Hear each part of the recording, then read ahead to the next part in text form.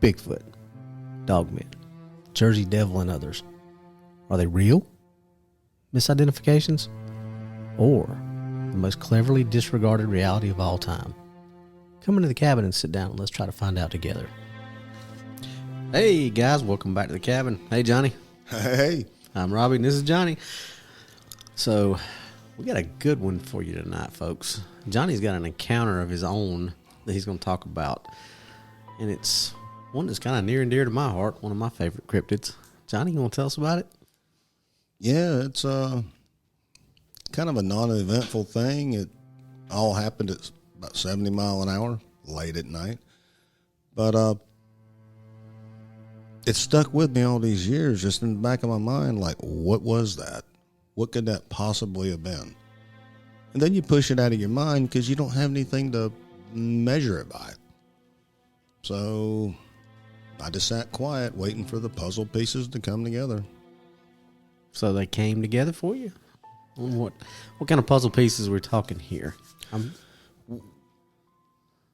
Very brief. This is how somebody not paying attention would see it. Oh, roadkill, boom, gone. I don't do that. I pay attention. Is it really a roadkill or is it something fixing across the road? We were cruising North Central Florida, and you can see a huge deer-ish thing, something tan on the right shoulder of the road. We were northbound on 98 and 19 north of Inglis, Florida, almost to Cedar Key. And we call it the prairie because it's just like sawgrass on the right side of the road. It's a very desolate place. There's nothing. So, but we're cruising. My cousin's driving. I'm passenger, so I actually get to enjoy looking out the window. And it's about 1 a.m, after 12. August, July of either 97 or 98. And so it's hot. We're just cruising. We're going up to dive for scallops in Steenahatchee. Beautiful trip. Anyhow, I see this thing on the side of the road. My cousin sees it too. We both grew up, hunting. And you see a critter, you look. And when we got about maybe 50 yards from it, something basically pushed off with its front haunches and looked at us as we drove by. Something was eating on that deer, and it was a big deer. And then when this thing pushed up, it's hard to comprehend what you're seeing. Something light colored, it blended right in with the deer. But when it stood up and pushed up, rear haunches stayed on the ground. It never did stand up and go bipedal. But when it pushed up, it had a big dog-shaped head. And as we passed it, it tracked us going by, like turning its head. And the only thing you can think of, we don't have wolves in Florida. And a German Shepherd, not even close. It was something huge. So it was a lot bigger than a German Shepherd or even a wolf. Come to find out, the mass of the deer that you think is all deer, a good bit of that was actually that critter. Because when it pushed up and it stopped enjoying its meal to look and be like, who's interrupting me? When it pushed up, the deer was a typical Florida deer, which isn't much bigger than a walker or a red-tailed hound. Mm-hmm. A Florida deer just aren't that big. But this thing here was actually bigger than the deer. And in the blink of an eye, it was in the red tail lights, and we kept heading north. It's one of the things you probably didn't at that time want to stop and go investigate, or was it just it didn't register with you enough to even think about going and doing that? The investigating wasn't on our menu. We were heading up. We had to get a few hours of sleep. We were going diving for scallops. That was our target. So this was just kind of like, wow, what was that?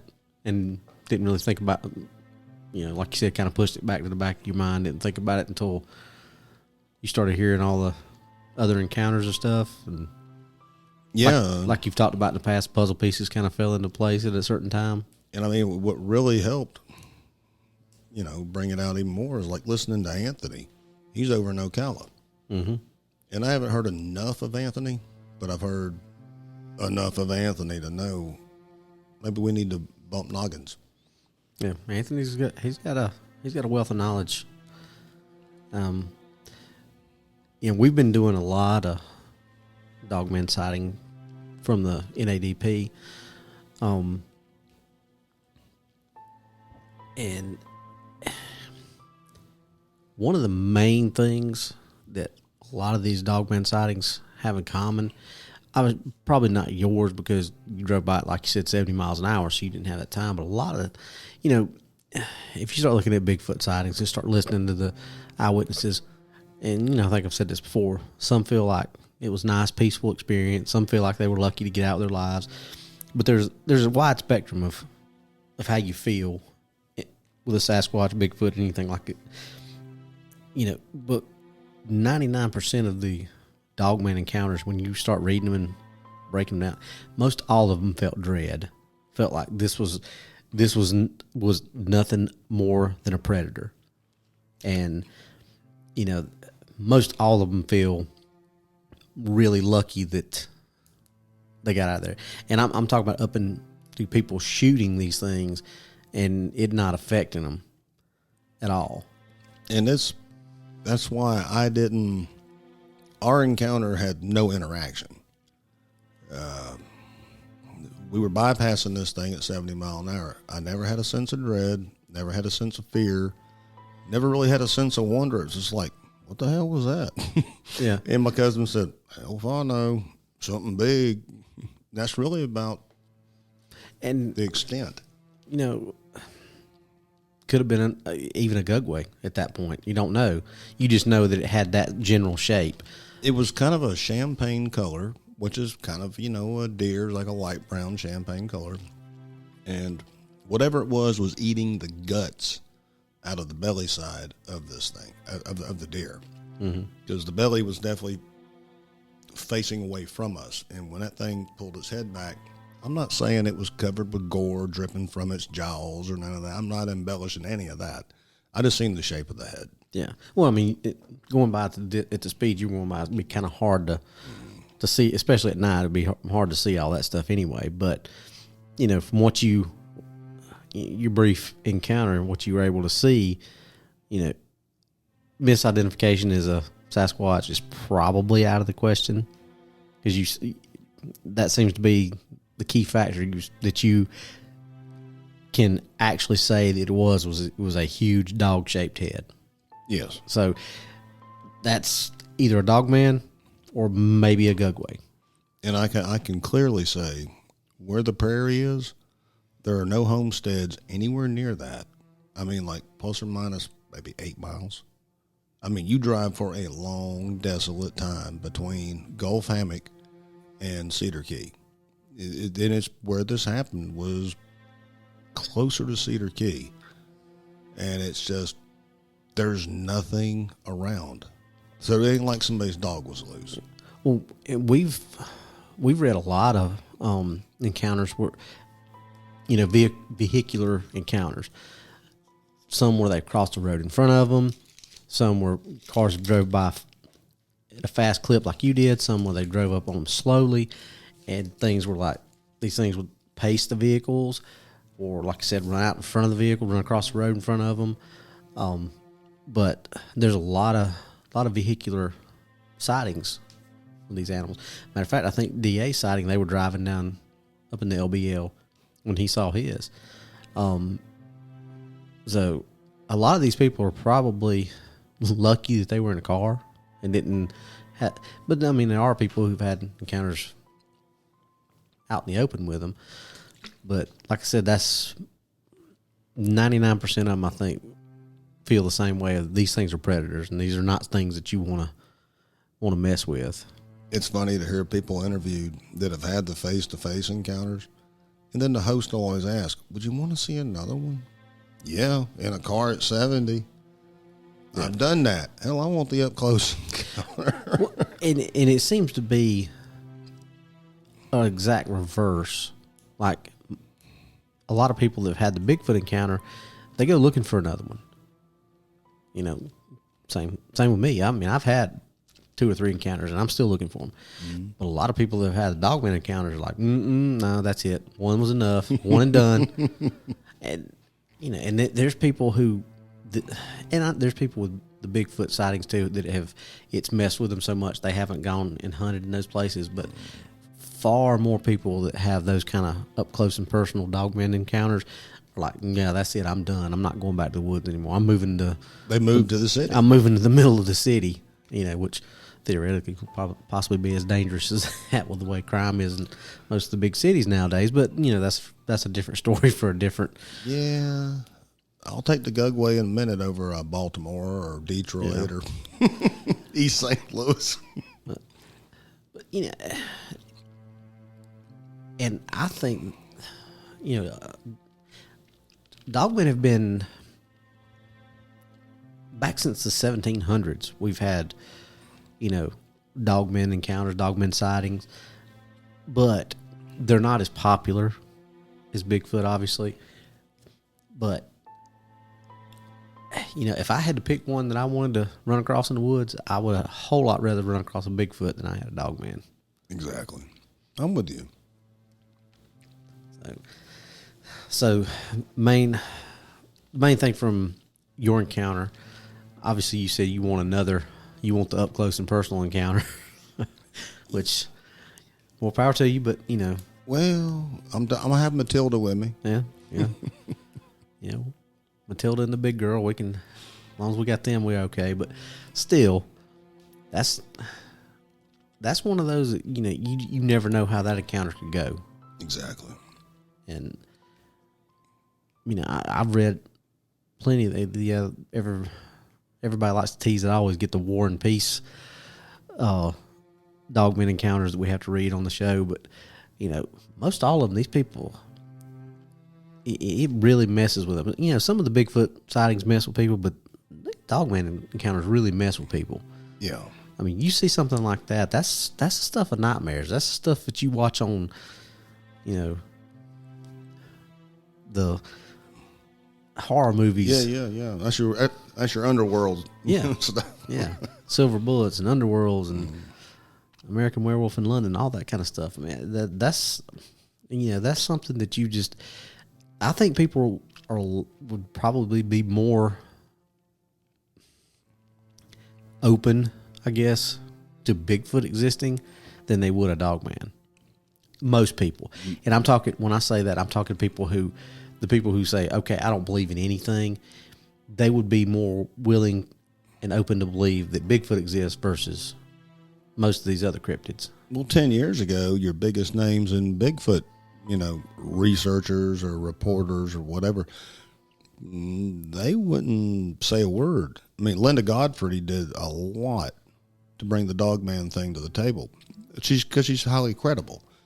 But so many people just totally wrote it off as, yeah, you're stepping on my turf. We're not doing this. Yeah. But then the misidentification starts coming. And it's like, well, really, you didn't see a Bigfoot. You actually did see this. Look at the tracks. Then it's like, oh. Well, and we saw a track, I think, I won't say William Nighthawk. Yeah, he showed us a track the other night. And to me, you know, one of the tracks he showed was definitely Sasquatch. But another one he showed to me, I pointed it out, I said, to me, that looks like a Dogman track.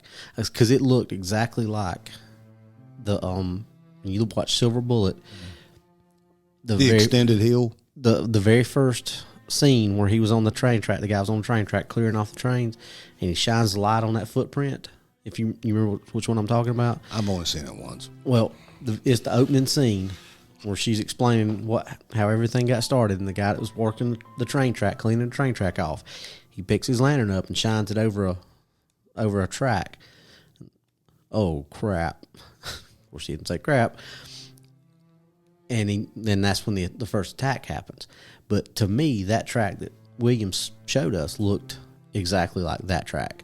Like you said, the elongated heel, stretched out, 5 toes with claws on the end of it. But that's exactly what that track looked like. And I said, to me, that looks like a Dogman track. Wow. Was it scaled out? How long ago? Oh, yeah. It was probably, I would say that was 9.5, 10 inches long, maybe, or more. Whoa. Yeah. And probably half-inch deep. Wow. So I look forward to hearing more about that one. yeah, I want to say that was on our Saturday night show. So if you DX Machina, if you want to watch that one, there's a few footprints that we go into on that show. But like I said, this stuff, the misidentifications and the things like that has always been said. But if you go back and you just look at the Beast of Bray Road, just look at how many, just that one, look at how many sightings that thing has had over, just since she wrote that book and people really started noticing it. Just look how many sightings since then. Yeah. Yeah, she can't be underrated for what she's done. No, not at all. And there's like we've said it before, there's a lot of stuff going on nowadays. There's a lot more sightings of things. A lot more people are coming forward and feeling more open to relaying the things that they've seen. And there's a lot more people that are, accepting what's going on and what's being seen and what's being spoken. Yeah, yeah. I'm glad to see it. It's as long as we can keep the bad people from putting out bogus stories, that's the only thing that aggravates me. And you're gonna have that. There's nothing you can do about that. Oh, there's money to be made. I can fabricate. Oh yeah, yeah. And that's what you always got to put up with. People are always gonna say we're fabricating. But that was a good show, Johnny. That was a good little encounter. I know you wish there was a little bit more to it, but you got an identification. You got a very strong characteristic. You got pretty much got it on a kill and feeding. So, you start adding all that stuff up. Even if you're in a car going about, that's still a good encounter. It's got a lot of good data points, a lot of good information. That's why I lean towards it was roadkill, because he would be smart enough to drag it off the side of the road. But if it's already sitting there parked, go to town. Yeah. I'll eat my burger here. Yeah. But I think that's a good encounter. I'm sure there's plenty of people that disagree with me, but I think that's a good encounter. I think that's something that a lot of people, myself included, would say, I'd like to have an encounter like that. Well, this is the first time I've ever really broke it down and talked to anybody about it. It's just been in the back of my mind. Well, and that's what we're here for. We're here to break these things down and talk about these things and see where they go, see where the evidence takes us. That's what this show was based on, was hitting things from an evidentiary standpoint, not necessarily of this did happen or this didn't happen or this could happen or this couldn't happen. It's what does the evidence show? And to me, what the evidence shows is that was a large predator, because you clearly saw that it was bigger than what it was consuming. You got good characteristics on it, good idea of what it looked like. Like I said, you got, and the Florida panther isn't really any bigger than the deer, right? So like I said, whatever it was, you got good data points to back up what you saw, even though you were in a car driving at a higher rate of speed. People will be surprised what you can see and remember, what the brain will hold and retain, even at going by something like that at that rate of speed. And this is post-military, so my detail gathering has been, it was always good, but this here was, it was just like, oh, okay, data, recorded. All right, let's move on. But you stored it and it was good. So, all right. Well, hopefully we'll have Norman back next time. Maybe we'll get a report on his his church thing. I think we said that last time, but he was on shift again. So, all right, Johnny, you got anything else for the listeners? Just get in contact. Let's hear some more stuff. Yeah, I think we've been forgetting to give our email address out. And if you want to get in touch with us, me and Johnny and Norman, you can email us at what's really out there 2022. That's what's really out there 2022 at gmail.com. Send us an email if you got a story or something you want us to dig into. We'd love to look into it, investigate it if it's something you want us to come out and look at.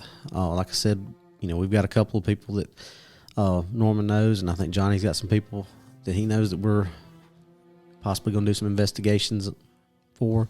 So if y'all want to get in touch with us, that's what's really out there 2022 at gmail.com. Other than that, Johnny, if you ain't got anything else, I'm good. all right. Well, thanks for joining us in the cabin. We'll see you next time, guys.